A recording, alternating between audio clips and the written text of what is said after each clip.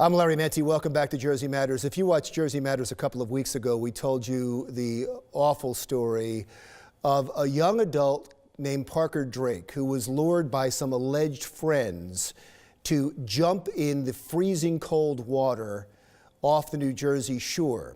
Parker Drake is autistic, and they made fun of him the entire time he struggled to make it to shore. His life was in jeopardy. And even in the car on the ride home, those alleged friends made fun of him. We were stunned at the time that there could be no charges. At least we were told by the prosecutor's office there would be no charges against those that lured him to the shore to jump in. That has changed.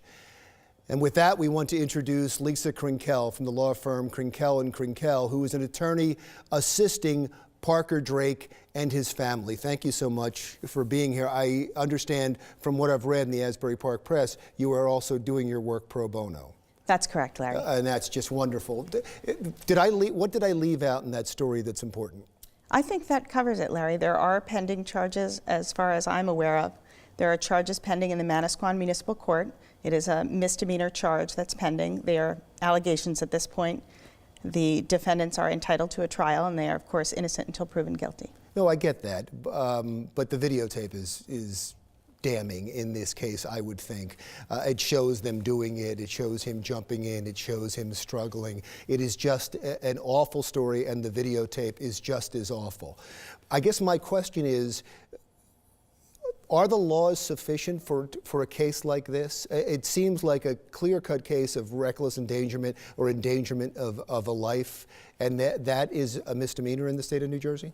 You know, Larry, I think the laws are changing in this area. When you look at the harassment, the anti-bullying and harassment statutes that have recently been passed, they were passed in the early 2000s. And then some cases came along that we would look at it and say, this statute is not sufficient to address what happened here. And they changed. And then in 2010, we have the bullying, the Bill of Rights, such that children in schools and even adults, it even goes up to colleges and universities, that these individuals should be protected. And the law changed and really, I think, changed along with the set of circumstances and facts that came to challenge that law. So this case could be that kind of case? Well, I'm saying that the laws are changing in protecting people who need protection. So we have our bullying laws, we have laws protecting disabled persons who are institutionalized, and now we have this law.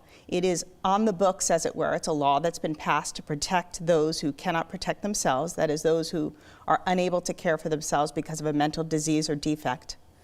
And it's not being enforced, but I think that's changing. There is a larger conversation that's going on whereby the state, the legislature, has passed this law, and I think you're going to see some more enforcement of it, where you can't commit these heinous acts against a disabled adult. Yeah, and it fascinates me, and that's why we were so aghast a couple of weeks ago when we heard about this, that the prosecutor's office in this case didn't even know that there was a law that they could put towards this case. What do you think changed? Has it been the publicity that changed that? Well, I'm not going to say that the Monmouth County Prosecutor's Office was wrong in not taking the case. The prosecutor's office takes indictable offenses. This law, this statute endangering the welfare of an incompetent person, is a misdemeanor. That is typically enforced here in New Jersey in municipal courts. So it does not surprise me that the prosecutor's office did not take the case. There is pending legislation to make this kind of conduct an indictable offense, i.e. punishable by more than 1 year in jail. And there are gradations of the offense, up to a second-degree offense, which could carry quite significant state prison time. That has been pending since 2010, and for some reason it has stalled in the legislature. I am hopeful that there are legislators who are looking at that and that that's going to change. I would think that some advocacy groups for people with disabilities would be all over not only this case, but getting that legislation passed. Have you heard from anyone yet? I have. I've heard from Senator Bob Singer. His office is very interested in looking to see what can be done. If there are changes to the law that need to be made, I think he's working on that. Also, Assemblywoman Caroline Casagrande has reached out to me, and she's been very helpful. I think there are legislators who are looking at this and saying if there needs to be a change in the law, and there may need to be one. It's only when you take a particular set of facts and circumstances and you try to enforce the law with those facts and circumstances. If they don't fit, then the law needs to be changed. Where does the case stand now? There are just charges that are filed in municipal court, and the defendants have pled not guilty, as is their right. And it moves forward from there at this point? Presumably. All right, good luck to you, and please do us a favor, no matter what happens. Would love to have you back, especially if the case moves forward with you, and please let us know what happens. Thank you for having me, Larry. I really appreciate it. Lisa Krenkel from Krenkel & Krenkel, who is an attorney assisting Parker Drake and his family, and we need to point out, doing it pro bono, because you were probably as horrified by the story as all of us were.